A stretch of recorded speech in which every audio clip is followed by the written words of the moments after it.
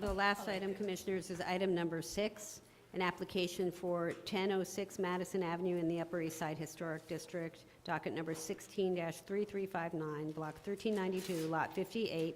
It's an application for a certificate of appropriateness, a French Second Empire-style residence designed by G.E. Nold and built in 1870, altered with a 2-story commercial extension in the early 20th century. The application is to replace storefront and fill.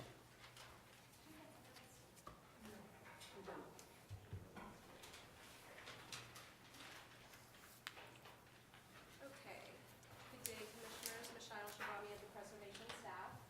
The application before you is 1006 Madison Avenue, which is located between East 77th and East 78th Street in the Upper East Side Historic District. The proposal is to demolish the historic ground floor storefront infill installed prior to 1939,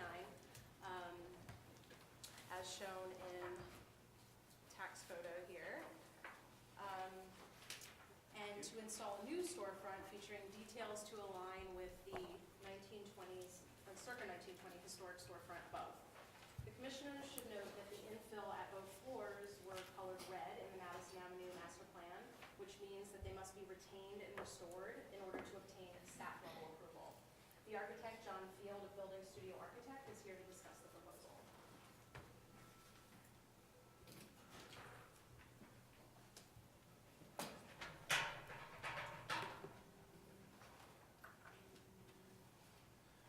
Good afternoon. John Field, Building Studio Architects. Start at the beginning. This is 1006 Madison Avenue. It sits at the top of the Upper East Side Historic District, between 77th and 78th Streets. It's right here. This is a brownstone that was built in the late 1800s. In 1927, the storefront was bumped out to the street for retail as the neighborhood changed from residential to retail. 1938, we see an application for a modern storefront, which is typical of the era.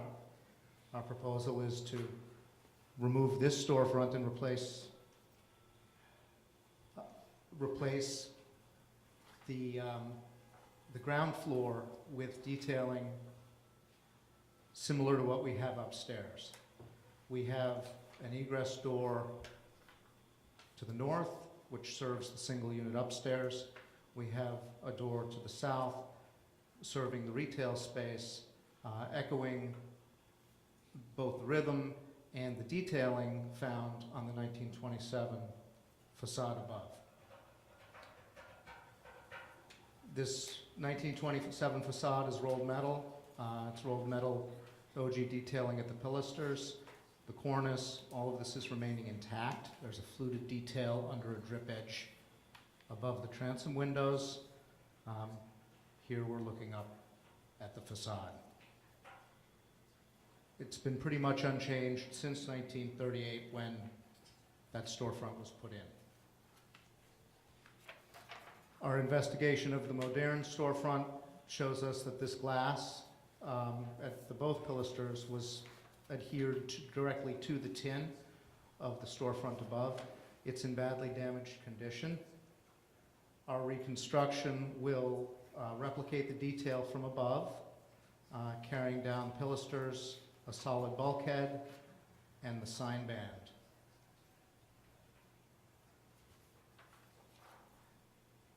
The whole facade, 2 stories, will be painted black, as it is now, as is typical of other of these 2-story additions that are along Madison Avenue. That's what I have. Questions? I'm curious, is there a reason for you to change this? Is it got something to do with the retail, or? The retail has been 2 very long-term tenants. There was a patisserie there for many years. There was a lingerie store there for many, many years. That has been vacant for about a year. It gets pop-up shops every now and then, but they're really unable to lease it. The ceiling height downstairs is very low. The entrance from the street, because it's recessed and it steps, I'm It's recessed and it steps down. I could show a section. We're actually, in pushing this forward, going to ramp the entire lower first floor so that it's an easier transition from street to what is really a basement.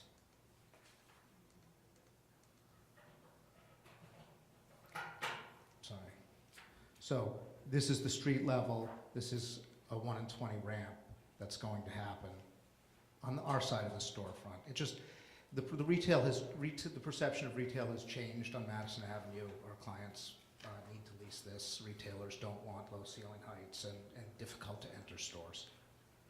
Wait, are you saying that because the entry door is currently set into the space, you're not getting the dimension you need in order to have the slope? No, we could go recessed? we could go further back into the space. We want Yeah. to align. We want the facade to align with the street front.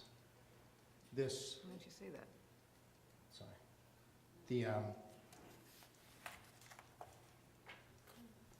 And what's the age of this, the existing street? 37, the 38. existing street front was built in 2 parts. This entire thing was projected in 1927, we believe, and this modern portion, we believe, was done in 1938. And are you bringing it back to its 1927? We found no documentation on that, Okay, but it's just, it's what we feel is an appropriate continuation of the detail that we see above. But you have this curved glass wall, so there was no reason, so you don't have a way to incorporate that in your, there's no way to We- incorporate that. We have looked and we've talked with staff about doing that kind of incorporation. We actually have a reconsideration in with buildings now that will allow us to combine the egress, so we could have a center door and curved glass wings where we set the door in 18 inches, but that's not part of this presentation because we're waiting for a pre-con. So I guess that's the question, is there some style that the old elevation belongs to? Yeah, the old elevation, 1938, Yeah, 37 is the old but- style. But like, I mean, is it something similar to what's happening on that street? I mean, is it part, was the old facade part of a street elevation beyond your store? Was it important? Or not? Meaning the 2-story projection? The 2-story and the Well, curved. The curved 2-story, glass and- sorry, the 2-story projection, I believe, is important because that is when Madison changed from residential to retail.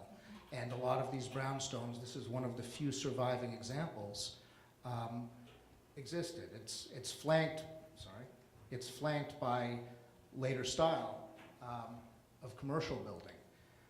The 1938 edition is just, I believe, a storefront of the time where modern was the style, and that's the storefront that went in 1938. Okay, no, I was talking more about the recessed entrance and the curved glass.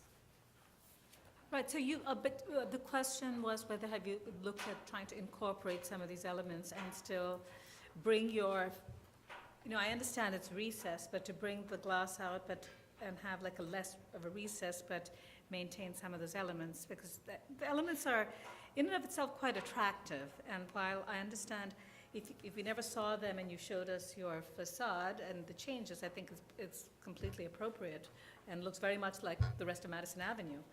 But given that this is actually sort of an unusual storefront, I'm going to say what Adi normally says, which is it's be a loss, or it'd be kind of sad to lose it altogether, and I was just wondering whether there's a way to incorporate it. And as I said, one of the things we're looking at is we're waiting on buildings now. What is Buildings Department opining on? Is it about? We've put a pre-consideration in, or a code consideration in Yeah. for, because it's a single unit upstairs, and we will do fire alarm upgrades and other safety upgrades to the building, we would like to use, and it's gonna end up being a single occupant, Right. not retail downstairs, Sure. but a single tenant building. We would like to use the basically the store entrance as egress. For the apartment upstairs, it's only a single means of egress, so it doesn't meet code, it needs code consideration. That would allow us to add, to basically put a center set of doors recessed, 18 inches, and add curved pieces of glass at either side. Okay, so it's not really retaining the existing facade, but just trying to bring in sort of, It's not retaining the existing facade, it's bringing in the character of the existing facade and that curved, modern corner detail. Huh? What? The glass, It's bringing in none of that, please. not what they're proposing, but what Now, it's, now we're not what they're proposing proposing. what is I see.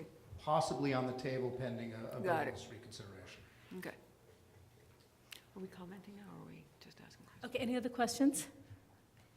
All right, we'll take public testimony. Christabel Guth?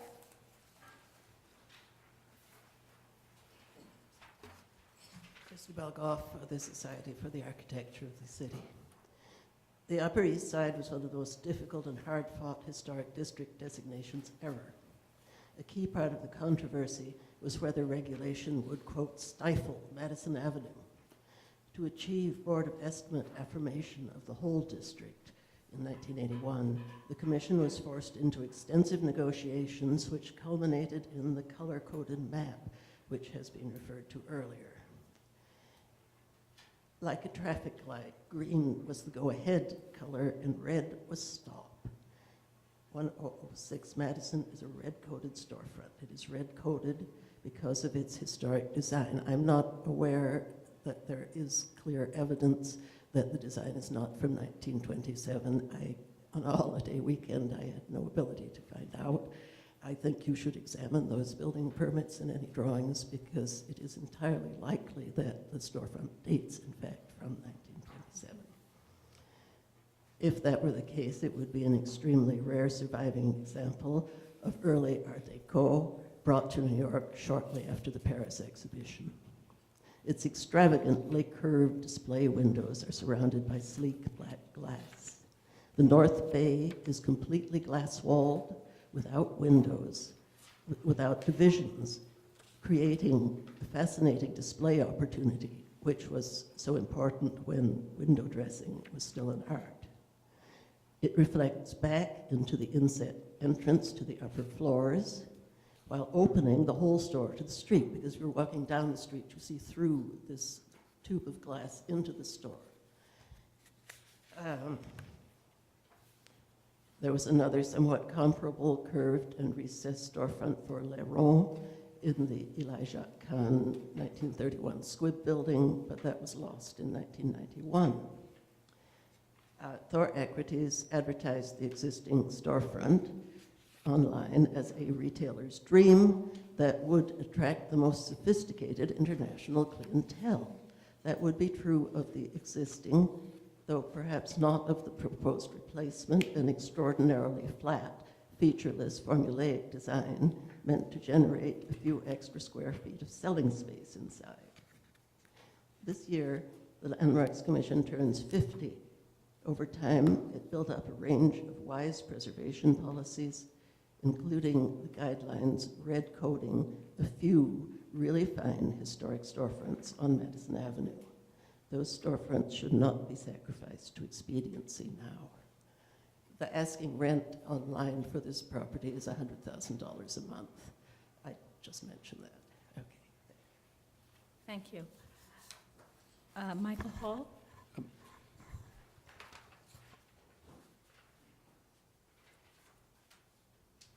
Michael Hall, Friends of the Upper East Side. Madison Avenue in the Upper East Side Historic District is one of the world's most distinctive shopping streets.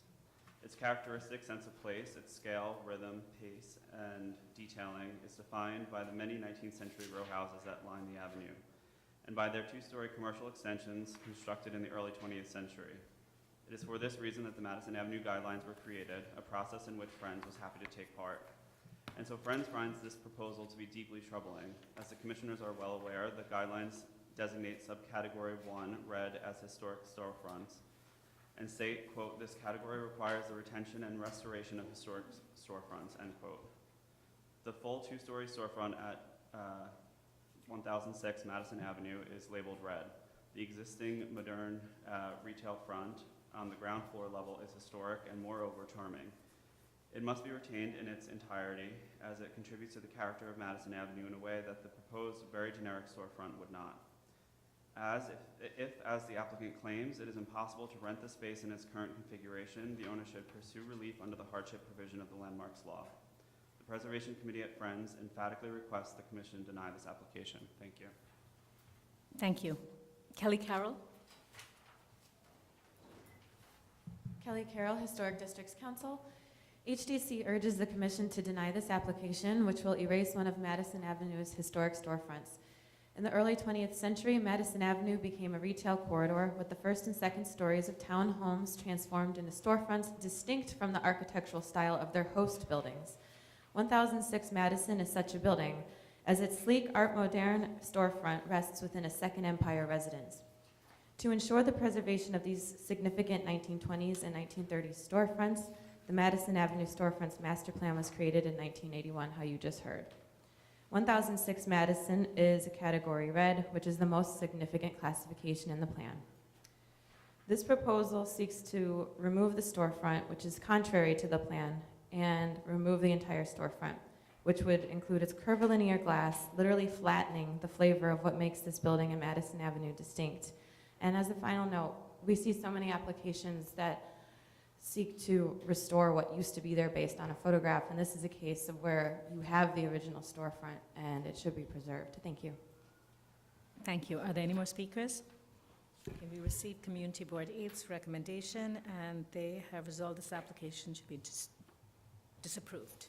So Commissioners, if I can just remind everybody, with the reference to the Madison Avenue rules, notwithstanding the issue about historic storefronts, those were designed to guide the staff on how they could and empower them to what changes they could allow in what styles and whatever.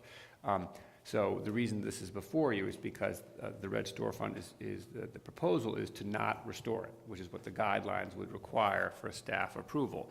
That's what brings it to you today as part of your consideration. All right, would you? Okay, but I'd like to just ask you one question, because you said that one of your concerns of trying to rent this space is because of the headroom, I think, right? I think the floor-to-ceiling height? Correct, there is low ceiling height. Okay, and I see from your proposal, you're creating a double-height space, and then there's a mezzanine further back. There are presently two retail floors. The basement floor is one retail space, the second floor is another retail space.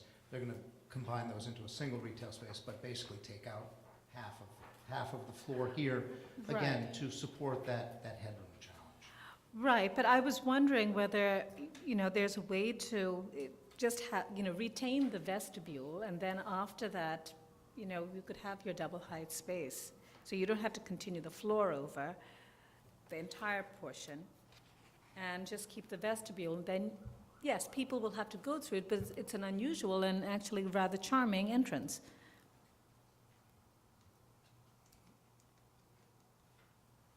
It's also a very narrow entrance, and one of the challenges we have with anything in a storefront like this is access and accessibility. We've got maybe 3 feet as a door entrance there, and it's not something that lends itself to anyone with disabilities, or, for that matter, anyone with packages. So it's looking at opening up the facade a little bit to allow better access to. So yes, it's something we can look at modulating it, but I think it does need to be open, and that's what we're looking at.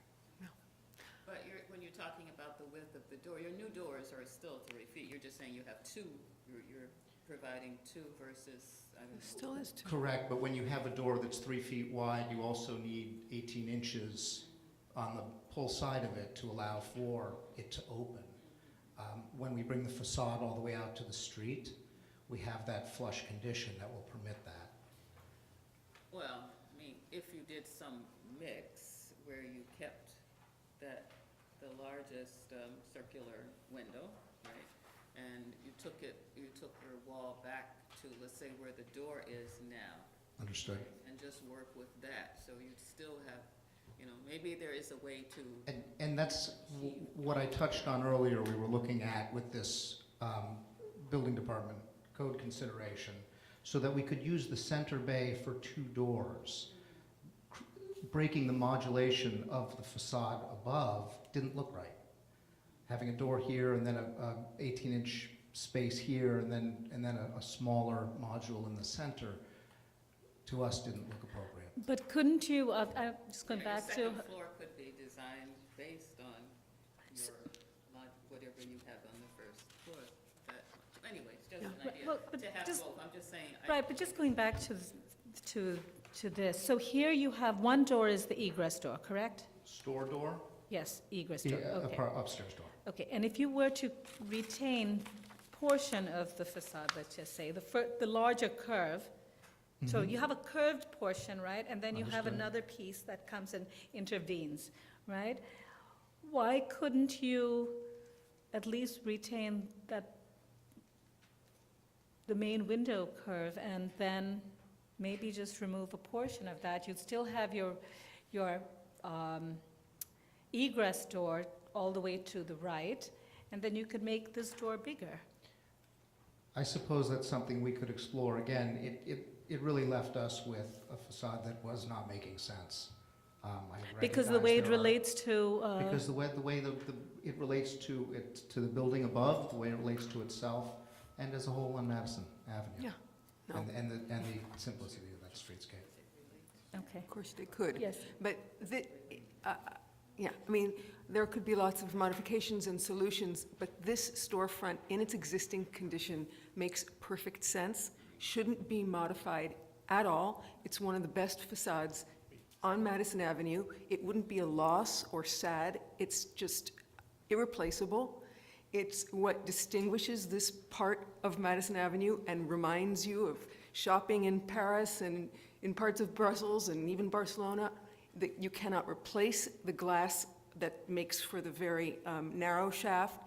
And today, for the same cost, absolutely, it's unique and exquisite, and there are no reasons why your proposal should replace the existing. And it's historic, and your proposal is not appropriate in any way, it seems to me, because this thing is, if it was in any other part of the city, we would strive to retain it. And so certainly in a red-lined, in a red zoned area and part of Madison Avenue, there's no question that we should not get rid of this. Right, I just want to clarify one thing, and I think what Mark was trying to say is that, yes, the rules were written in a way which is really about how staff can review it. It doesn't mean that it cannot come Sure, before the I get it. commission. So I know that that's, okay, so this is your point of view on this, that you feel that this is the most sort of exquisite, I can't speak to that issue because I haven't gone and looked at all the storefronts and whether there are others. But I think this idea of any kind of sort of retaining some elements and removing some wouldn't at least satisfy you. Is that right? Okay. Others? Yes. Okay. Other comments? I agree, it's very distinctive. Okay. All right. Roberta? I also, well, I guess only if, I guess I think that the owner or the tenant should be allowed to use it for how they want to use it. And if this door issue is really an issue with buildings department, then I guess I would think that the minimum should be that something is retained. I agree that it's better if it's all retained, but I'm just saying that if it's not possible to use your building how you want to use it, maybe there is something that we can look at that is not as pure as the whole thing. But I think the whole thing is good. Okay. All right. It seems that the commission is not going to support this. I think I would suggest that, and may not need to come to us, but I think that there are things you can do to at least increase the height, but keeping some vestibule and having a double height space, but retaining the front as is. Okay. Thank you. Oh, and we close the hearing.